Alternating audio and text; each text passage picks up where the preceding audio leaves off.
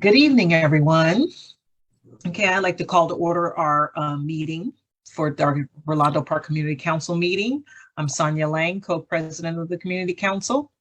And I want to make note that the meeting minutes are presented on or posted on our rolandopark.org website. And to let you know that this meeting is also being recorded and posted onto the Facebook page. Okay. Let's start out with dues and memberships. Cheryl will provide that information for us. Okay, we have 21 members for the year, $264 in dues, $178.92 in donations for a total of $442.92, and that makes 18 renewals and 3 new members. All right, thank you, Cheryl. All right, moving right along. Community updates from Lynn. I just have 2 this time. Just a reminder that a week from this Saturday is the Xena Canyon cleanup. This is part of I Love a Clean San Diego, the Creek to Bay cleanup. You can pre-register online. I'll drop that link in the chat. But we will meet at the Xena Canyon entrance Saturday the 23rd. We'll be there from 9 to 12 p.m. So hope you can come out for a little bit and help us get our canyon cleaned up. It hasn't been cleaned since 2019. So it's going to need a little bit of spiffing up. And second thing I want to just quickly mention, last month we had our area manager from the City Park and Rec Department here, Dave Lee. And he answered a lot of questions that we've had since the park opened. And he's basically a little bit open to some of the ideas that were asked by community members, like a community garden, definitely more trees, more seating. So we put a little poll up on our website, and I'll drop the link in here again on our chat. But we'd like to hear from the community about which priorities we should look at first. We want to get more trees in. We definitely need more seating, but is that a higher priority? And we'd like to hear from people who think that the community garden is a good idea, because someone from the community will need to take the lead on that. Okay, that's all I have. Thanks. All right, well, thank you, Lynn. All right, moving right along. I'd like to move on to public comments on non-agenda items. We'd like you to keep your comments to 3 minutes each.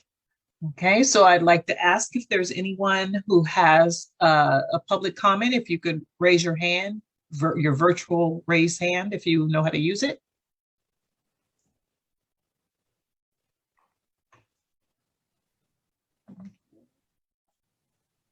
Okay, I'm not seeing any hands.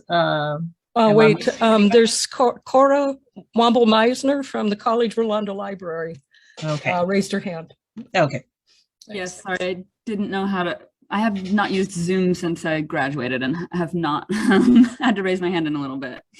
I'm here from the library, as it says, and I just wanted to let you guys know about something that we have that's new, a feature to help serve the Rolando Park area. So we're over on 6600 Montezuma Road, if you haven't been over, next to the Ralphs over by SDSU.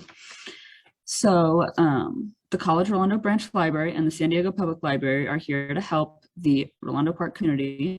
For parents and families with children, our Do Your Homework at the Library program continues Monday through Thursdays, 3 to 6 p.m.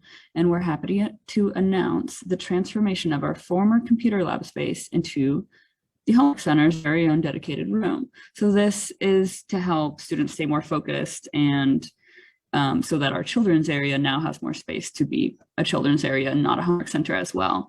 So our children's room is going to be featuring some new installations. We have a new children's librarian here who's going to be mixing things up a bit, and new activities. And then the homework help room will also be available for community rental and reservations on Friday and Saturdays. So we want to encourage local residents who are interested in starting clubs or leading programs to have a first crack at reserving this room and getting some use in building sustainable programming in our space.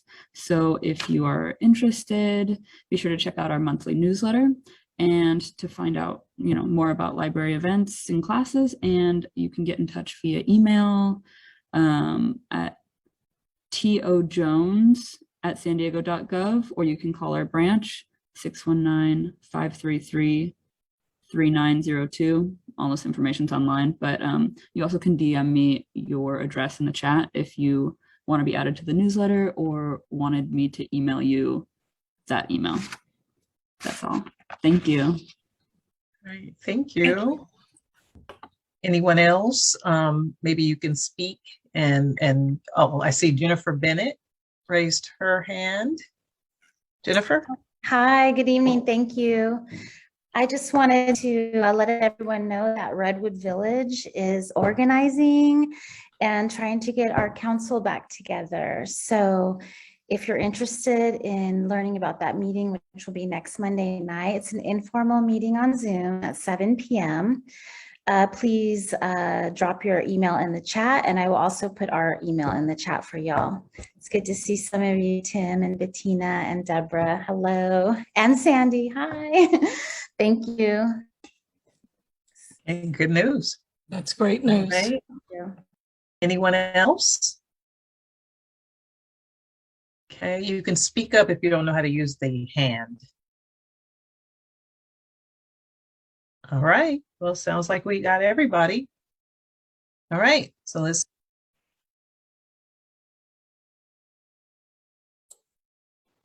Oops, Sonia, you muted So yourself. did Terry get back on? Yeah, I just noticed I did that to myself.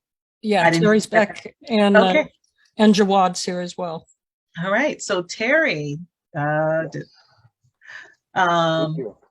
hi. Hi. I'd like to go ahead and start with you since you were first coming in. Well, I appreciate that since I don't know how long my system's going to work. It may be seconds again. I apologize for missing the last one. I had a game class that I had to attend. So I do apologize. I do want to remind that I wanted to start asking each community to let me know of 2 things that they want me to help you with.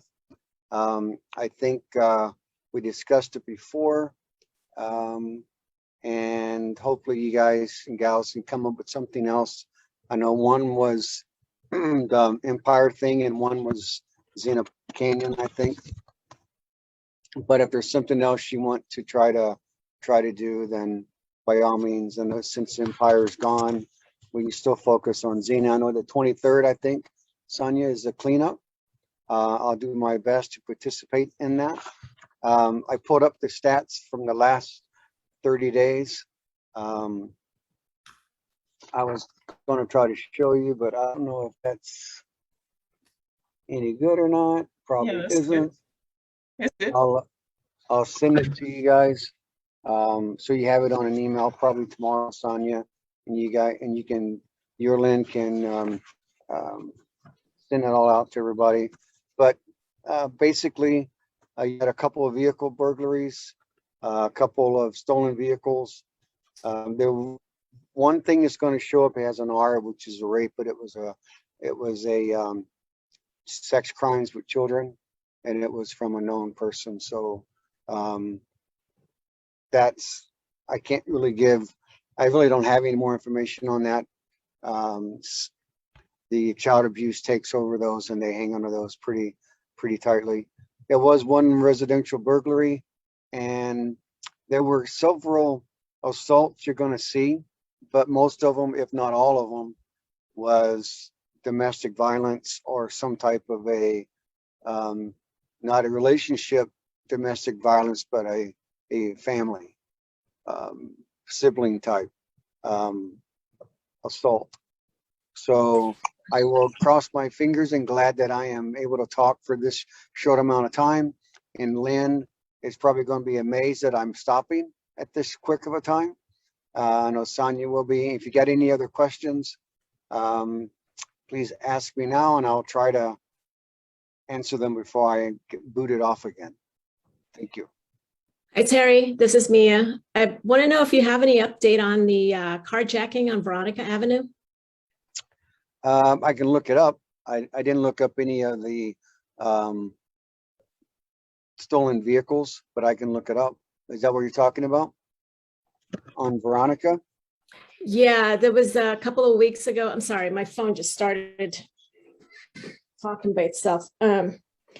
So yeah, it's a couple of weeks ago. Apparently, there was from what I've gathered, there was somebody was hosted a party, and there were about 200 people who were in attendance, and they made they trashed the entire neighborhood. I mean, at least in that area, and then they left. The guests left trash all over people's lawn. And then there was also that carjacking. I mean, I don't know for sure if it was related to that, but I mean, somebody told me it was. So Well, just I'm wanted to know. looking at all the addresses of the 20 incidents that showed up when I pulled up the stats a while ago, and I don't have anything from Veronica Street, you said? Yep. Yeah, it was on the news. Okay. I really don't watch the news, so um, Or the internet. I kind And of somebody see posted enough. on that. I see enough news already. Can you let me know the address, or just Veronica Street, or maybe like a date, and I'll Google it and I'll post it on the chat. okay. And Yeah, I'll I'd look it like up. to know the date because I'm like behind Veronica and I don't remember anything happening. Last I'll look it up. Saturday. Was it last Saturday? You said? Yes. Okay. Right. Anybody Okay. have anything else for Terry? I'll look it up, Mia, and see what I can find. All right. Well, thank you, Terry. And we hope to see you on the 23rd. You will. And I again apologize for my intermittent signal. So Hey, I'll try to find technology. that. I'll look at that now, Mia. Okay. All right. All right. Thanks, I'm gonna Terry. post it now. All right. Thanks, Terry. All right. So we will move on to Tony Duran from State Senator President Pro Tem Tony Atkins' office. Thank you, Sonia. And I, of course, will reintroduce myself. Tony Duran with Senator Tony Atkins' office. So right now, all of your assembly members and senators have their bill packages out. Just a few key bills that the senator is carrying this legislative session. We've got SB 1041, which would make permanent the sales tax exemption for the Navy Marine Corps Relief Society and other qualifying organizations that provide financial, educational, and other assistance to members of the armed forces, their family members, and survivors. We've also got SB 1375. So California has a shortage of primary care clinicians, especially in Latino, Black, and Native American communities, and this is a problem that's expected to get even more dire over the next 10 years. So SB 1375 would address these issues and also complement recommendations from the California Future of Abortion Council as a way to strengthen abortion care. The bill would widen access and affordability to abortion services and healthcare by increasing the number of nurse practitioners able to provide critical, needed care, especially for these marginalized and lower income communities. We also have SB 1034, because without legislation, formerly incarcerated sexually violent predators might fall through the cracks into unstable housing or even homelessness, and that would bypass the strict monitoring that's necessary of these formerly incarcerated individuals. And unfortunately, if they land in that situation, it could increase their likelihood of reoffending. And the senator is also the principal co-author on the Saving Lives in Custody Act, which is AB 2343, authored by Assemblymember Dr. Akilah Weber. The bill is the result of the recent California State Auditor's report that analyzed in-custody deaths in our San Diego County jails. And so the senator and the assembly member are committed to accountability and to ensuring that the recommendations laid out by the state auditor are implemented, including independent civilian oversight and robust safety checks and health screenings. Lastly, you may have remembered I talked about the California Dream for All program a couple months back. It's the first time homebuyer program that aims to tackle the ongoing barrier of affordability and access to loans, especially for first generation homeowners. The legislature is currently working with the Treasurer's Office and the California Forward on the details of this program. So once there are further details, which are supposed to be taken care of this month, I will give you more information on that. And then in the chat, I'll be sure to put a link to the senator's press release area. That's where you can find more about the bills that she's carrying. You can find updates if there's any changes to them. Also, there's a sign up to get her monthly newsletter that'll also keep you in the loop, and a link to this month's newsletter so you can see everything that I wasn't able to talk about in the last couple of minutes. Of course, if there's any state-related questions or issues that you have, please don't hesitate to contact me. My contact information will be in the chat as well. Thanks, Sonia. Thank you, Tony. Anybody have any quick questions for Tony before we move on? No? All right, thank you, Tony. All right, so we'll move on to Bruce Williams from our City Council member, City Council President Pro Tem, Monica Montgomery Stepp's office. Bruce? Thank you. Thank you very much, Sonia. Again, Bruce Williams with Council President Pro Tem Monica Montgomery Stepp. Good to be with y'all on tonight. I will be brief. I just want to let folks know that if you were looking to have office hours with the Council President Pro Tem on this coming Friday, we won't be having it. It's Good Friday. And the place that we normally have it at, which is the George Stevens Senior Center, is going to be closed. So if you want to talk to the Council President Pro Tem regarding any issues related to the city, the district, or policy matters, please feel free to contact Stephanie, 236-6644. Also, always want to remind folks to use the Get It Done app, and if after 2 or 3 weeks your report has not been addressed, you can always contact our office, give us that report number, and we can have it looked into. So don't be discouraged. Please continue to use Get It Done, and if you don't have a timely response, get that information to our office. Recently, the Department of DSD has introduced a new way to contact city staff, especially those folks, or only those folks at DSD, which is Development Services Department.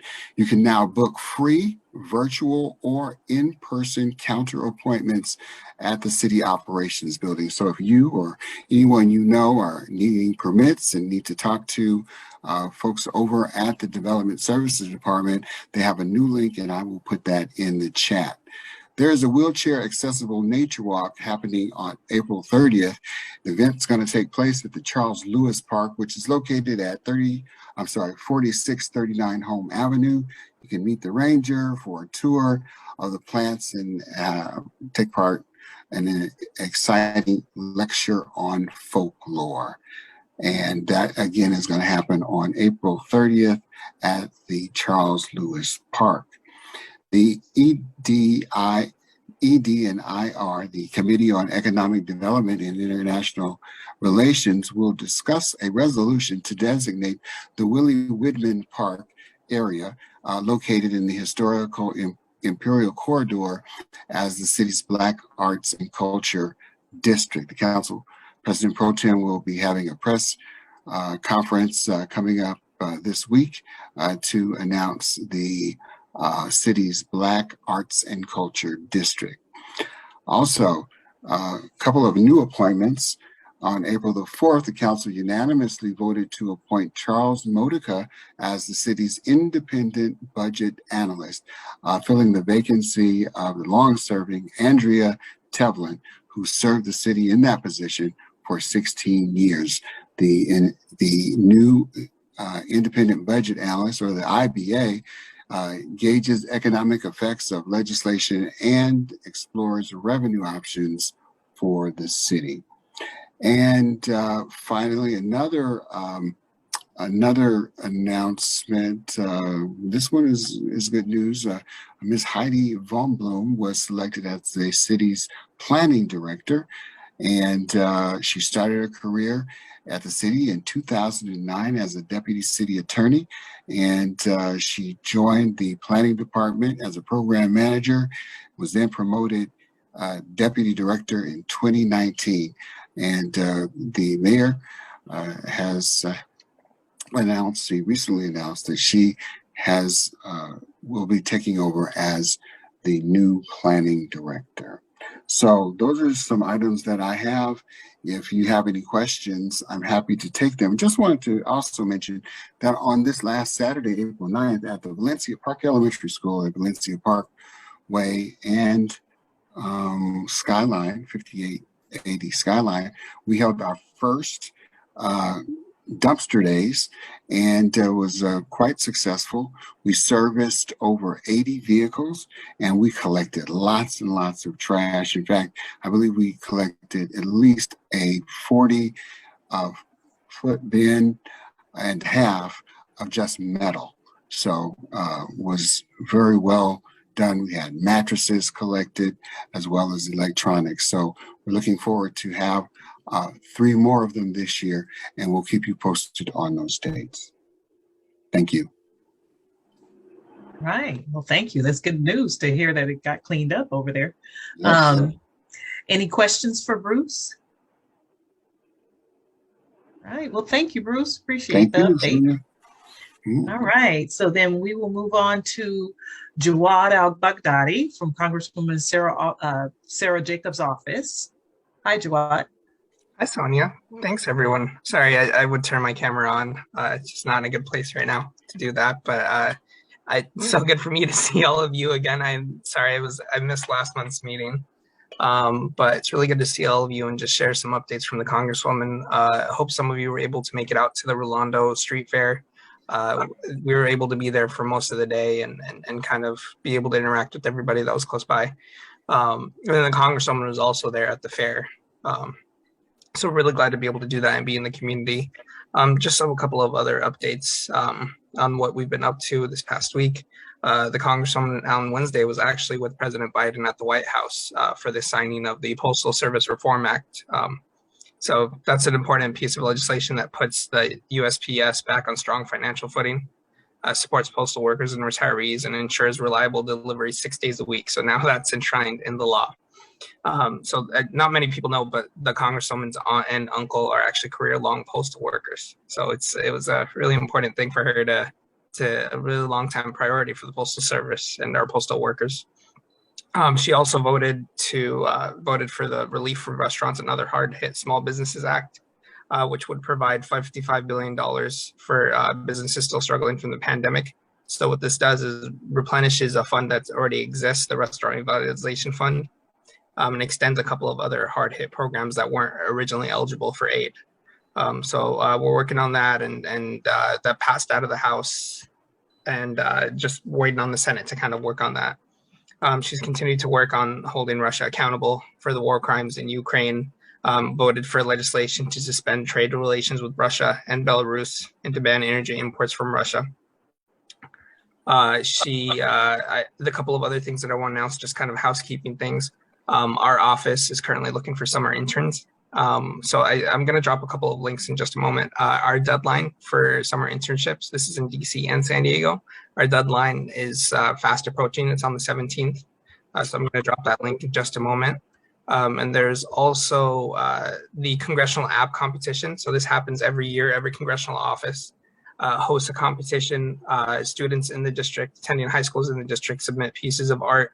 And then the winner actually gets to be displayed in the Capitol for a whole year. And usually, in non-COVID times, the winners actually are awarded a plane ticket and are actually able to go out there with their parents and see the ceremony.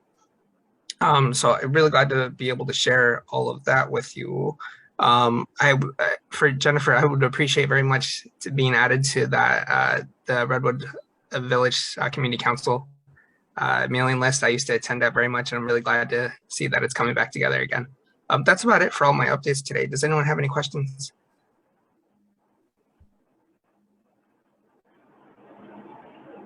right. Well, I don't see any hands or anything. So thank you very much for the update, Shuad. Thank you. Hey, it looks like I think I've gotten everybody who is present from our for our community reports. Yes. Okay. So I guess we'll go ahead and we have all our guest speaker.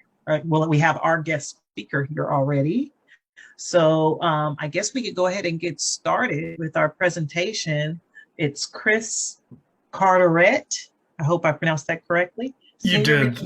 Great. Senior Regional Planner with Sandag to update us on the University Bikeway project. Welcome. Thank you very much for the introduction, and thank you, Chair. And thanks to all the council members and the members of the public that are in attendance. It's my pleasure to give you an update on University Bikeway. And so I think with no further ado, I will jump into the presentation. Just also here with me is my colleague Brandy Schweitzer from our communications department, and we're here to support the community as we bring this exciting project forward. And I'll begin my slideshow now, and may all the technical winds be with me. Okay.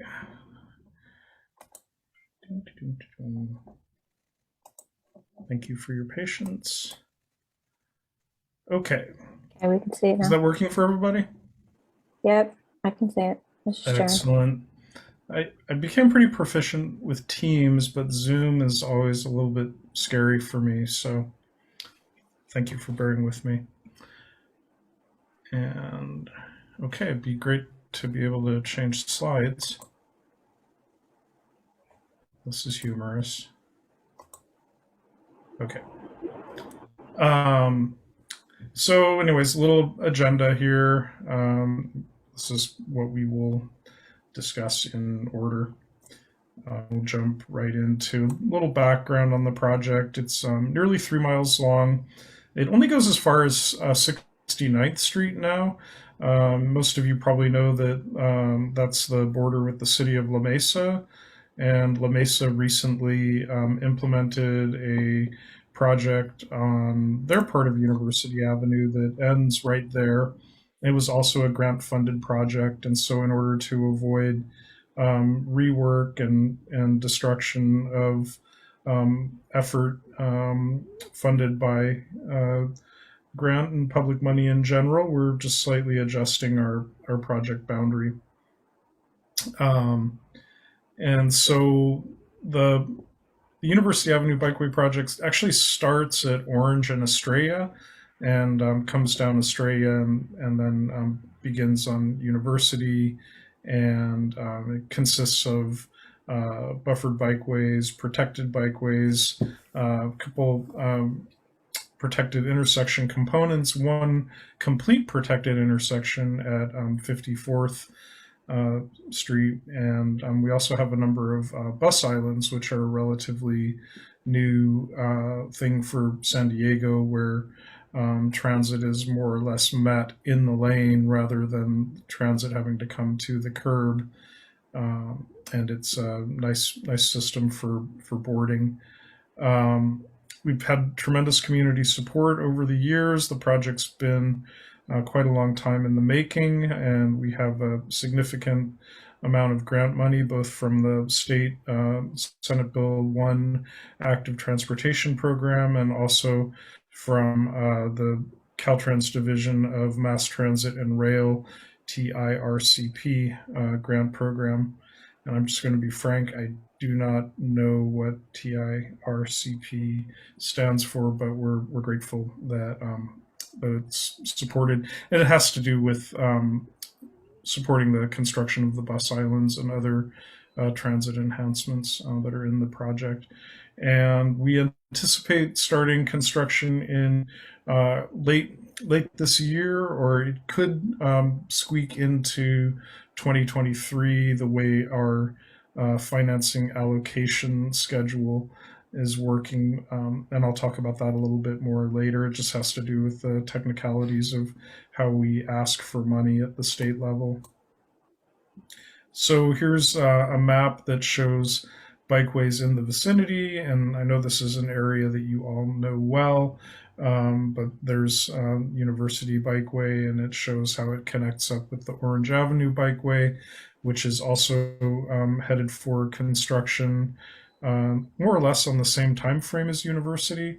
Howard is trailing a little bit behind, but will be along soon enough. And with Landis, Meade, and Georgia Bikeways all opening last month, and then the grand opening for Landis this month, we're starting to look at a real significant connected network. We also have the SR15 Bikeway here feeding into Mission Valley, and then this dotted line is the Central Avenue Bikeway, which is another project we're bringing forward. And it's just kind of exciting to see everything sort of network out, and then you can wrap that into all the projects that the city of San Diego is working on, and it's really starting to look a lot better for getting around on a bike. So yeah, I kind of went over most of the context there on the previous slide, but this one also brings in a few other projects. We have Pershing Bikeway, which is under construction right now, and then this section of Park, Robinson, and University and Normal here are all part of the project we call Eastern Hillcrest, and that's coming together quite nicely with cooperation with the city of San Diego to do some really fantastic work in making a big public space on Normal Street in Eastern Hillcrest. So this is an overview of the project. I think that you all may have seen this particular slide before. It's really good at demonstrating sort of what is where. The project area has quite a lot of constraints. Some areas are less constrained than others. And so where we have the least constraints, we have 100% separated bikeways. Other places we have buffered bike lane where there's a painted buffer between traffic and the bike lane, and there are a couple of good sections where we're able to reduce the traffic lanes from 4 to 2, which makes room for the enhanced bike facilities and enhanced transit facilities. You can see every place we've got a C, we have a bus island, and there are quite a few throughout the corridor. And those, like I said before, are a nice feature that kind of allows the buses to be more svelte in their action of helping people board and alight from the transit vehicles.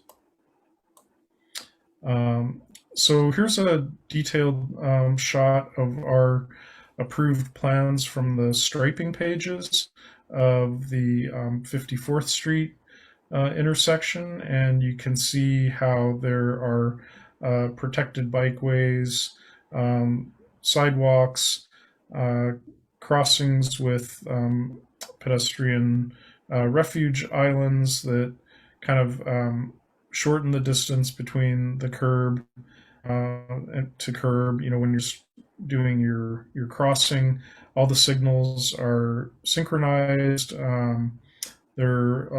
Most circumstances don't allow a right turn on red, which eliminates a lot of the conflict to pedestrians and bicyclists in moving across streets. And I think one of the really important things to remember is that this is a Vision Zero corridor where we have really high number of injuries and deaths to especially people walking as compared to the rest of the city. And so these sorts of improvements are proven to really reduce the number of conflicts between motor vehicles and non-motorized vulnerable roadway users. So it's really exciting, and I believe this will be San Diego's first fully protected intersection where all four legs are set up in the ideal. This is something that's been done in quite a number of places. Fremont, California, up in the Bay Area, has recently implemented one. This is partially simulated. The one that we're going to construct won't have quite as much green in the non-street areas, but it kind of gives you an idea of what it'll look like. This has virtually identical features and kind of is maybe easier for visualizing how people walking and biking have generally separate spaces, and then also how the cars are kind of held back further, and then when they do move, they have more time to see what all might be out there in the way of a vulnerable road user. Another really interesting feature of the project is the changes at Choyas Parkway. It's also interesting to note that Choyas Parkway is eventually going to be a continuous bike route all the way from Harbor Drive and Barrio Logan to this point. So that's a long bikeway, but it's actually in the works, and so this will be a nice tie-in when that all comes together. But it really will reduce cut-through traffic and some of the freneticness that happens around here because of all the wide open spaces for cars, and should really help change the character of University and give it more of a community feel. In a previous intersection, I was asked how this would mesh with the Choice Park design that's coming forward as a general development plan in the Parks and Rec Department. And I was pleased to find out and did not know that the designer that's working for us is the same designer that's working for the Parks and Rec Department. So the two projects will match really nicely because they're playing from the same music. So I know you guys can all read what it says on the slides, so I'm not going to go over that. But I think that that'll be really nice and brings forward some nice landscaping as well. So as I mentioned, there are a lot of locations where there are floating bus islands. This is some detail from the plans of what they'll look like. This happens to be the example at 58th Street. Here's a close-up of one way of doing them. So essentially the bus is just rolling along in its lane, and this is a place where only buses can stop. It'll be a new concrete slab, and then passengers can either wait on the island, or when the bus approaches, they can cross onto the island and board the bus. This is a ramp right here. There'll be a lot of signage notifying people riding bikes that they are coming up on an area where they'll be mixing with pedestrians. Here's another way that it can be done when there's more space. And so there's really three types of bus islands on the project. The previous type, which is for relatively constrained spaces. This type, where you've got more room, and the bus shelter itself is actually on the bus island. And again, you have a similar system where ramps up and the bikes pass behind the bus island and then ramps down. And then this is an example of a floating bus island in Seattle, Washington. So it gives you an idea of how they're laid out. I could have found some more urban examples, like in Chicago, for instance. It's difficult to find something that looks just like San Diego. So among all the public domain pictures I could find, this one was kind of the most representative. I think ours will actually be nicer. And then this is for a really constrained circumstance, such as at college, where the bikes will actually ride on the bus island. But the fact of the matter is that buses don't spend particularly long at a bus island, nor do bikes spend particularly long passing by. Bikes don't really move that fast for the most part, and this is another design that's been proven in a busy urban area, where you've got detectable warning strips that kind of help people with visual impairment and people that see well know that they're crossing into an area where there could be some conflicts. Got some rumble strips put into the pavement at either end where the bikes ramp up and ramp down. The college bus stop, as most of you may know, is one where buses tend to lay over at the end or beginning of their journey, but it's also a relatively busy transfer point, and so this has the capability of accommodating up to 3 buses of different, depending on the size of which one is there at the time. And then in practice, this is what they look like. So you essentially have the bike lane in the boarding area, but the amount of time that there's actually both riders and passengers there is very little and not a frequent occurrence. So a little bit on the timeline. So we're actually still technically in final design. We've had our plans finalized, and they're just getting their last back check at city engineering and construction, and then we'll be putting everything together to apply to have our funds allocated at the State Transportation Commission, and then we'll put the project out to bid. We're hoping for construction to start in late 2022, but as I mentioned, it could be early 2023. Oh, look who it is! And that makes me feel good. That's like a cool Saturday Night Live sort of intro there.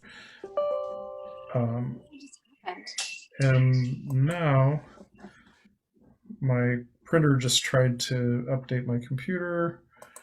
So, and that's it. And I'm available for questions, and I can go back to slides, or we can follow up offline or whatever, but I'm at your disposal. All right, Chris, thank you. Anybody have any questions for Chris?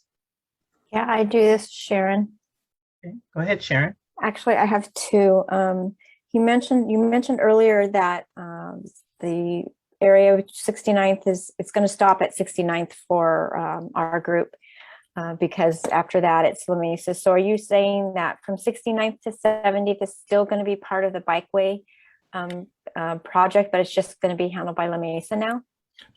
Actually, I believe there is new bikeway on the ground in the city of La Mesa, from 69th all the way well into La Mesa.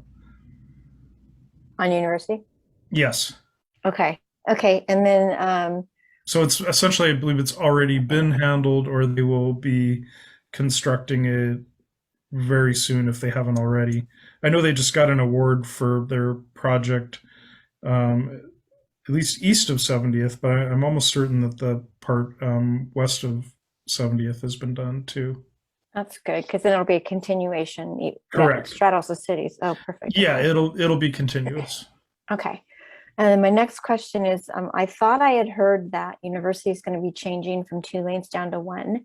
So can you, if that's the truth, can you say where that's going to start and where that's going to stop? Sure. Let me go back to... So it'll go from 2 lanes in each direction to 1 lane in each direction from Estrella to 54th. Okay. And then it'll be the same configuration that you're used to, which I believe is two in each direction from 54th to College, and then from College to 70th, it'll be one lane in each direction. Okay. And before we move on, someone would like to see the timeline, Chris. Sure. Okay, and while we look at that, we'll go to Sarah Hennessy.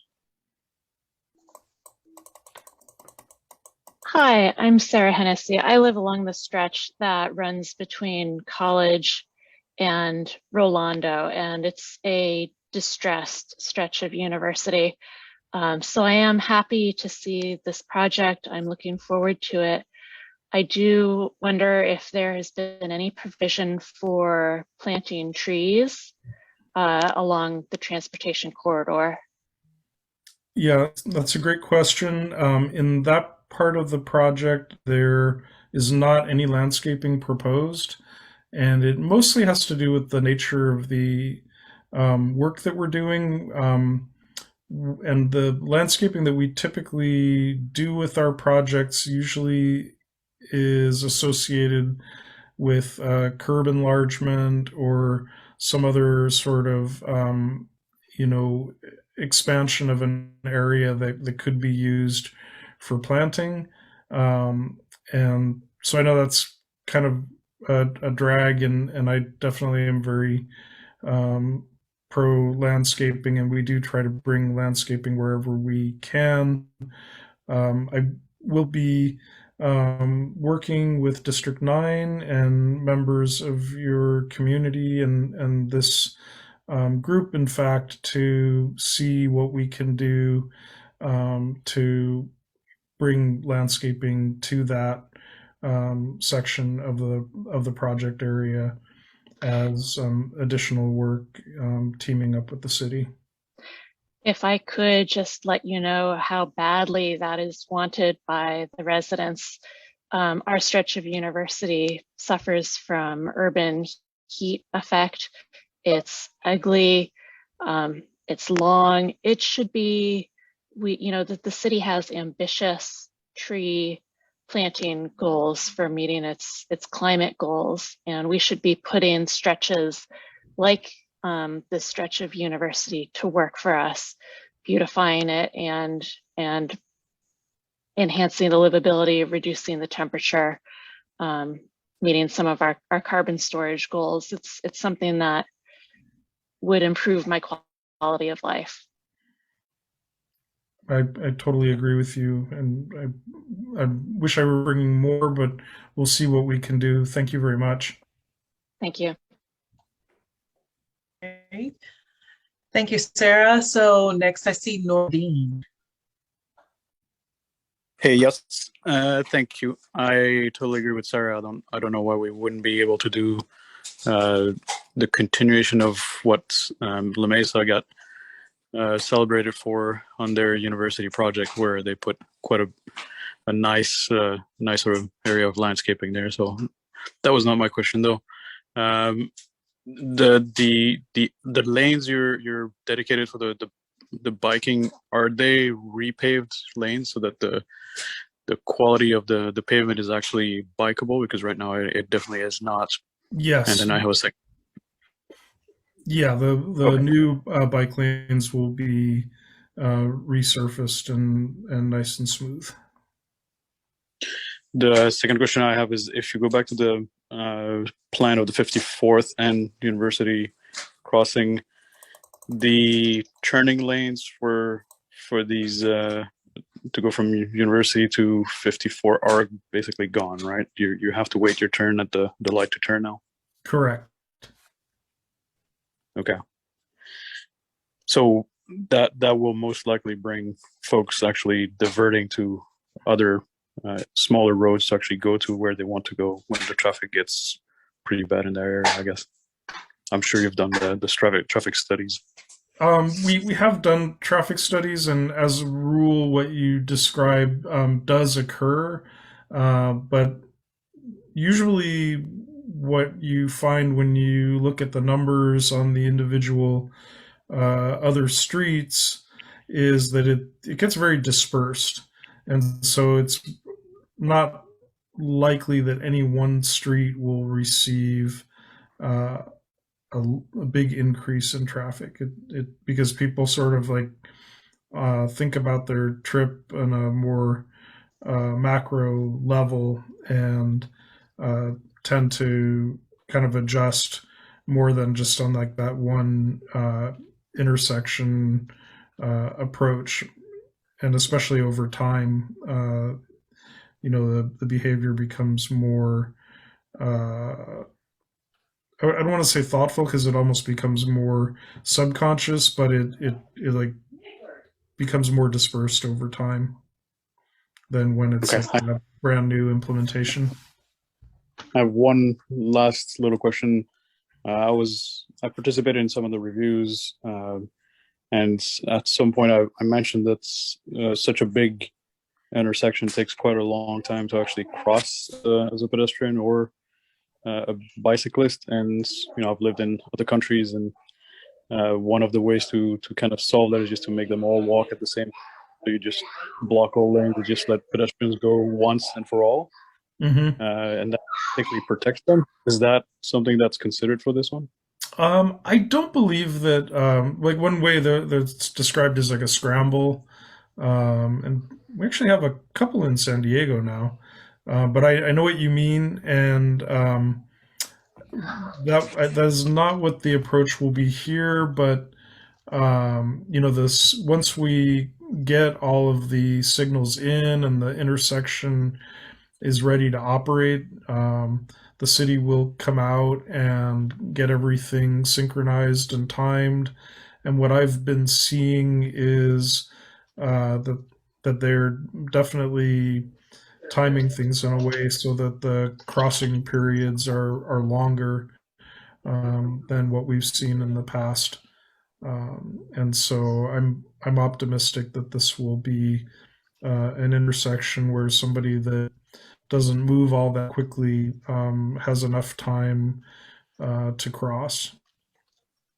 Sure. I'm just worried about the people that used to have the turning lanes not having these turning lanes now, because they will be waiting for folks to actually cross. So you're going to have these lanes becoming filled with irate people that might become more dangerous than if you didn't have the lane. So,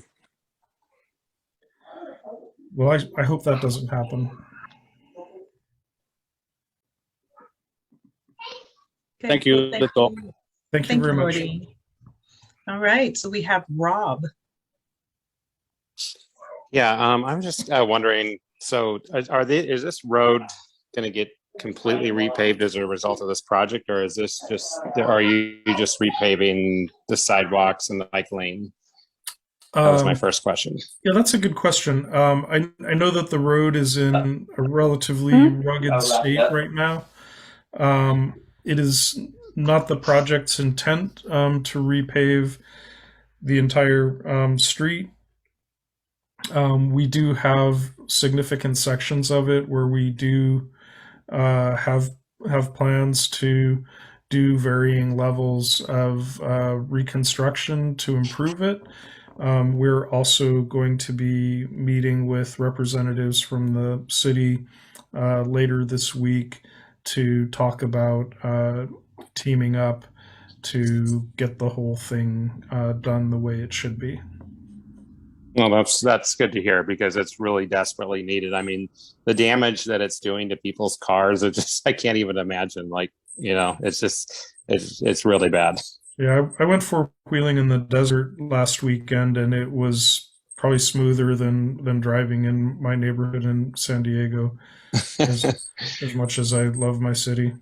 Yeah, absolutely. The other question I had is regarding the protected bike lanes. Do you know what kind of protection they're doing there? A lot of cyclists actually do not like those protected bike lanes, because if there is some kind of emergency situation where somebody steps out into the lane or somebody stops suddenly, there's nowhere, a lot of them, like the ones that they did up in Cardiff and the one they did down 6th Avenue. I mean, those ones do not really give you any margin for error. If something happens, there's nowhere for you to go as a cyclist.